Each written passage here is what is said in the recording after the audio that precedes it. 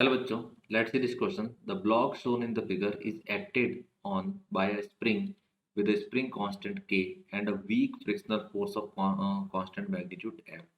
The block is pulled a distance x naught from its equilibrium position and then released. It oscillates many times and ultimately comes to rest. First, show the decrease of the amplitude in the is the same for each cycle of oscillation. B. Find the number of cycles for the mass oscillate before comes to rest. देखो हमारे पास एक spring block system और surface कैसे दे रखी है, frictional force वाली दे रखी है। फिर उन्होंने बोला है कि हम इसको थोड़ा क्या करते हैं, अपनी इक्विलिब्रियम पोजीशन से स्ट्रेच करते हैं कितना। पहले ए पार्ट को अपन सॉल्व करते हैं, डायग्राम बना लेते हैं। ये हमारी सरफेस है फ्रिक्शन वाली, ठीक है। यहाँ पे अपना ब्लॉक इक्विलिब्रियम पोजीशन में स्प्रिंग से कनेक्टेड है ऐसा। इस ब्लॉक को हम क्या करते हैं, यहाँ से स्ट्रेच करके यहाँ तक लाते हैं। ये एक्स नॉट है, ठीक है। फिर इसको अपन यहाँ से रिलीज करते हैं तो ये यहाँ तक जाता है, इसका एम्पलीट्यूड ए मान लिया कोई, ब्लॉक यहाँ तक आता है, ठीक है। तो अब फ्रिक्शन फोर्स की जो एनर्जी, फ्रिक्शन लग रहा है तो फ्रिक्शन फोर्स का जो वर्क डन होगा वो क्या होगा, उसकी वजह से फ्रिक्शन की वजह से काइनेटिक एनर्जी में लॉस आएगा। तो लॉस कितना आएगा, देखो फ्रिक्शन फोर्स एफ डिस्प्लेसमेंट कितना कवर कर रहा है, एक्स नॉट प्लस ए, इतना डिस्टेंस कवर कर रहा है। तो पहले वो एक्स नॉट से स्ट्रेच था तो हाफ के x not square minus half A square, तो ए स्क्वायर को सब्ट्रैक्ट कर देते हैं यहाँ से, तो ये आ जाएगा माइनस हाफ ए स्क्वायर, ठीक है। इसको थोड़ा सॉल्व करेंगे तो यहाँ से एक्स नॉट माइनस ए जो आएगा वो कितना आ जाएगा, that is equal to 2f by K आएगा। तो ये जो एम्पलीट्यूड में डिफरेंस आ रहा है हर बार, वो हमेशा क्या रह रहा है, कांस्टेंट रह रहा है। तो इससे ये प्रूव हो जाएगा कि हर ऑसिलेशन होगा, साइकिल होगा, उसके अंदर जो एम्पलीट्यूड में डिक्रीमेंट आ रहा है वो हमेशा क्या रहेगा, सेम रहेगा। तो पार्ट ए हो गया। अब पार्ट बी पे देखते हैं। पार्ट बी में बोला है कि find the number of cycles the mass oscillate before coming to rest. Finally क्या कर रहे हैं, उसको रेस्ट पे ला रहे हैं। रेस्ट पे ला रहे हैं तो कुछ ना कुछ इसके अंदर कंप्रेशन होगा। जब रेस्ट पे आएगा तो k इंटू ए एम्पलीट्यूड होगा, that is equal to F होगा। तो यहाँ से a का जो वैल्यू होगा वो कितना हो जाएगा, f बाय के। फर्दर ऐसे सिमिलर वे में हम ऐसा लिख सकते हैं कि a1 माइनस a2 जब लिखेंगे तो f बाय के कितना हो जाएगा, 2f बाय के। ऐसे ही a2 माइनस a3 जब लिखेंगे तो ये आ जाएगा 2f बाय के।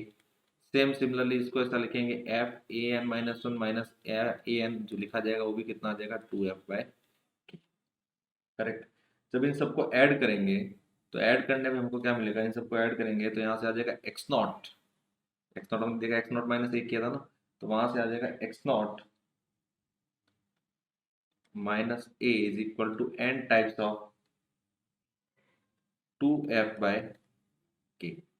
और यहाँ से सॉरी ए एन हो जाएगा, ये लास्ट वाला टर्म होगा ए एन, ये आ जाएगा।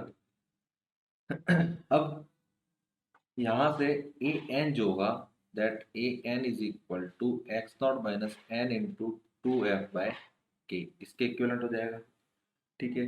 अब हमारे पास में एक इक्वेशन क्या है, एक इक्वेशन ए का ये रहा और दूसरा इक्वेशन ये रहा। इन दोनों इक्वेशन को जब सॉल्व करेंगे, वैल्यूज पुट करेंगे, तो यहाँ पे दोनों को सॉल्व करने पे हमें इक्वेट करने पे हमें क्या मिलेगा, ए को इक्वेट करने पे तो यहाँ से आ जाएगा एफ बाय के, ठीक है।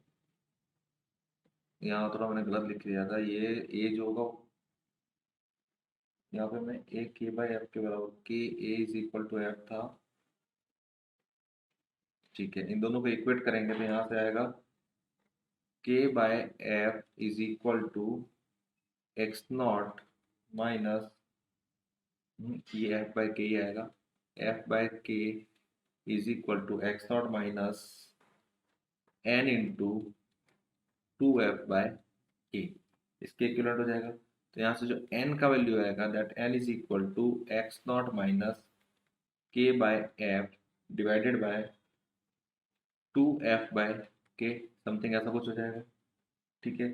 इसको थोड़ा सिंप्लीफाई करेंगे तो सिंप्लीफाई करने में हमें क्या मिलेगा, k x naught divided by 2f minus half के बराबर आ जाएगा। तो जो नंबर ऑफ साइकिल्स हैं, number of cycle m that is equal to n by 2 जो होंगे वो हो जाएगा k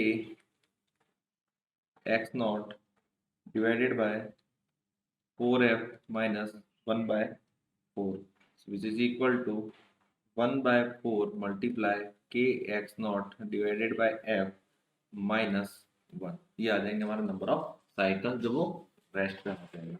this is our final answer. Best of luck.